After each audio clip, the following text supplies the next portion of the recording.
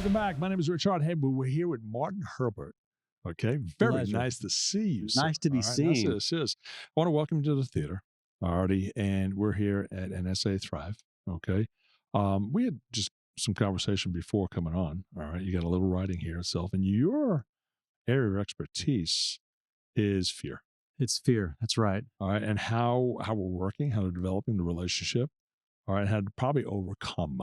Right. I'm trying to get out to the world this message about where fear comes from, Good. how it impacts us. Good. So we can move past it and really achieve our dreams. Good. Let's talk about this fear thing. Where does it come from? All right. It started from an early, onset as the things themselves, maybe experiences or individuals themselves that family issues and things. I mean, fear comes from many different directions. It can, yes. But we have to understand to really get at the root cause is where fear came from originally. Okay. Was during our phase as hunter-gatherers, which is most of humanity, most Okay. of our existence. Sure. We lived in small tribes of 30, 40 people. Okay. And if your tribe rejected you for whatever reason that might be, what would likely happen to you on your own out there in the big bad world? Death. Death. Yeah, death. Fear Hate meant to be that blunt, folks. fear meant death. Yeah. Right. And so our brains evolved to make sure we did our absolute best to fit in. We are constantly seeking love, approval, and acceptance from our tribe. Got it. And it could be, in high school I was a rock and roll fan, so all my kids friends like rock and roll. Right. I got a funny story about that. I was a closet John Denver fan. But I couldn't admit it to my friends. Right. And he came to town. This is back in about 1984. Right. And I really wanted to go, but what will my friends think if I saw Jen Denver? So I didn't go. The concert I could have gone to was actually put on TV later. Amazing experience. I should have gone. Should have gone, right. But my tribe was a rock and roll tribe. And you got the country tribes and the rap tribes Right. or East versus West. So we want to belong and fit in because that's in our DNA. Yeah. Okay, fear is here to stay because it's in our DNA. It's a survival mechanism. So the first part of overcoming fear is just recognizing that's where it comes from. So Gotcha. when that girl says no to the date or the prospect says no, it's okay to feel that way, Right. recognize it, and then we can get past it faster. Sure. My gosh. People experience fears in many different forms and fashions themselves out there. Is there an area, an opportunity to help people overcome, to complete, or is it just something that hangs on with them for a lifetime? I think because I mentioned a moment ago, fear is in our DNA. It is here to stay. It is part of being human. But once we recognize that, we say, okay, that's just part of being human. You can feel it. I feel it. You have a small pity party for about a minute or two. And then I teach through the book, through some poetry and some stories, how we actually overcome those fears. Right. All right. And so now you're working and developing relationships with different types of people. Keynoting, I imagine. Right. And primarily for sales organizations. Sales organizations themselves. And so in the sales organization, what's the fear in sales organization? Not getting the sale? No, it's absolutely getting rejected? It's getting rejected or asking for the close. What if they say no? My livelihood depends on this. I might look foolish. Yeah. We want to avoid failure and rejection at almost any cost. And we want to be accepted. Well, when we put ourselves out there, kind of like Brene Brown talks about shame, we put ourselves out there, that feels risky. And so it holds us back. It causes us to hesitate. Should I ask for the sale? Should I ask her out? Should I be on camera? Should I take that risk? I don't know. So we tend to fall into these routines and we stop dreaming. It's not because we don't care about the dreams, but fear whispers.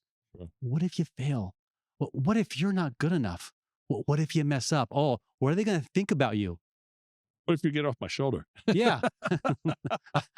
That's where fear lives, right? It's on our shoulder. Exactly. Left side, right side, yourself, the good and bad, where the case may be. It's always going to be there. So what's the next step itself of working with salespeople from that fear, or the fear of rejection? We hear that all the time itself, or not getting the sale. Right. Already, or maybe not even asking for the sale. Right. Okay, working as.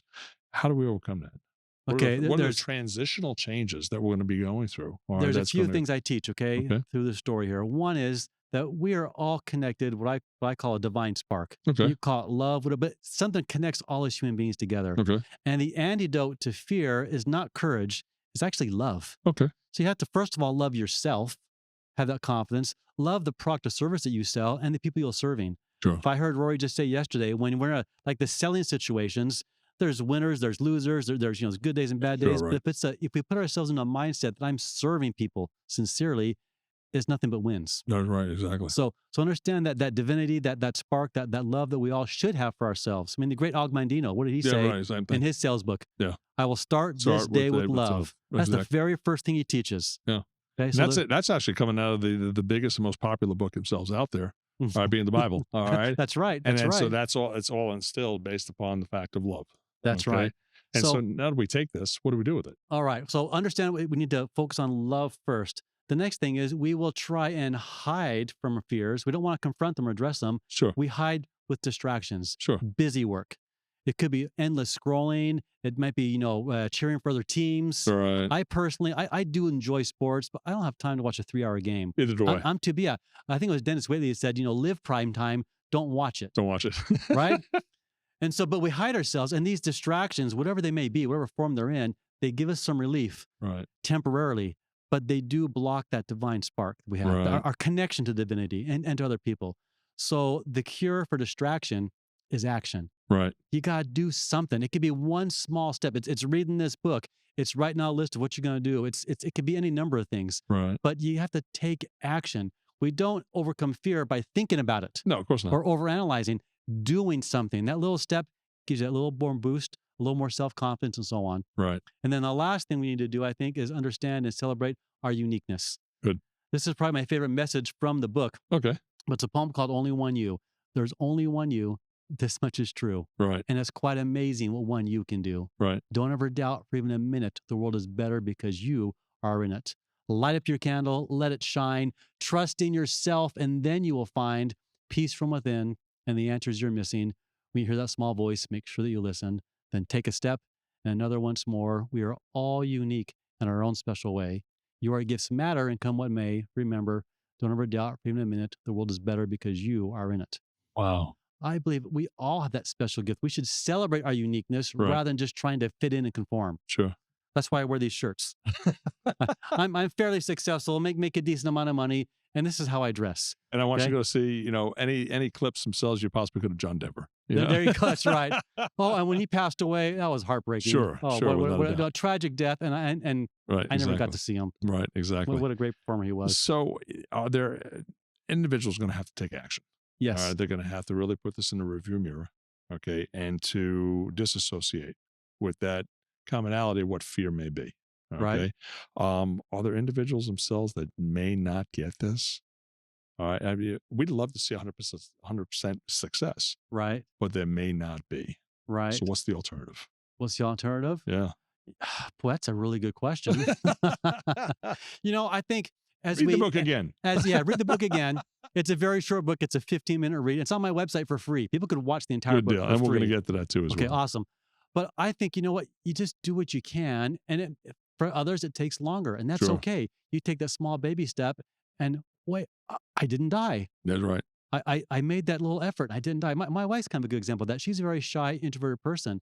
But I've watched her sometimes be put in that position where she has to speak in front of an audience. Sure. And all of a sudden she comes alive. Right. And then she feels better and better. It can do more and more. So just you do what you can with what you can. And it's not a race. It's, I've heard one of my favorite quotes is success has less to do with speed and more to do with direction. Direction. Right. Just Exactly. go in the right direction at your pace. Sure. Right? You don't have to be me, better than me, or worse than me. Sure. Just be the best version of you. Hence the poem, Only One Only You. one you. Right. Exactly. I'm believing itself, hear it and listen. And the poem itself, accountability plays a big role in this. All right. You have to want to make that change. All right. Right. You have to want to see, you want to be accountable for those changes for yourself. And you have to want to change. All Yes. right. And I think I answered a lot of my own question here. And I think it's possible itself that without that level of accountability, okay, individuals themselves are forced to stay already in their own reckoning Right. already and not be able to get out. All right. Here's the alternative. All right. Get a different job. All right. Get out of sales. Okay. And or really fight that fear. Right. All right, to the next level to really engage. All right, what that next step, hopefully that next step will be. And I think you said take baby steps. Right. All right. And those individuals themselves, hopefully seeing, all right, there was a break, there was a daybreak, there was a light at the edge of the tunnel. And so they just have to engage and want to engage through the level of accountability. They do. I remember early in my career, there was another sales lady who every week would commit to making so many calls. Sure. And she didn't do it week after week after week. And there was, punishments or consequences and accountability, and it never worked for her. Mm-hmm. And eventually she stopped being a sales rep for our company. Okay. She went to work for another sales rep, and all of a sudden was making phone calls all day long on his behalf. Right. Because when she did it for herself, she was risking rejecting herself. Right. When she did it for him, she was risking his rejection. Her whole mindset changed, and she's making calls all day long and making someone else wealthy. Sure. And there's a role for that. We need people just like that as well. It is. And that's okay. Leaders, followers, and those themselves that need to possibly get out of that way. Right. And then those individuals want to get out of the way. Maybe there's a different alternative, different job. And there's no shame in doing what she did. No, sales is not for everybody either. Oh, no. So without a it's doubt. for people like me. Really? No fear in sales there. No. Right? Martin, how do people reach you? Okay, they go to lessfearmoresales.com. Okay. All right. And then is there any other ways, social networks and things themselves you're on? It's all there on the website. That's probably the best place to go. Yeah, the simplest place. And they can find it all there. Is there last thing itself you want to leave with our audience? What would be that last thing in regarding for what you're bringing to the table, all right, to deal with fear? What would be that last thing? I would just say that you matter, that what you do matters, and we can all have an impact on the world, and the world needs you to be the best version of yourself, whatever that might be. Right. I like that. It's a free piece, okay? It says how David defeated fear, okay? But Martin, thank you very much for joining us here. My pleasure. Too, as well. I enjoyed it. And I want individuals themselves to really key into this because I think it could help a lot of people along the way. It will change lives. Without a doubt. 100%. Thank you. And guys, we're at Thrive, all right, NSA, and more conversations to come up. We'll see you soon. Thanks.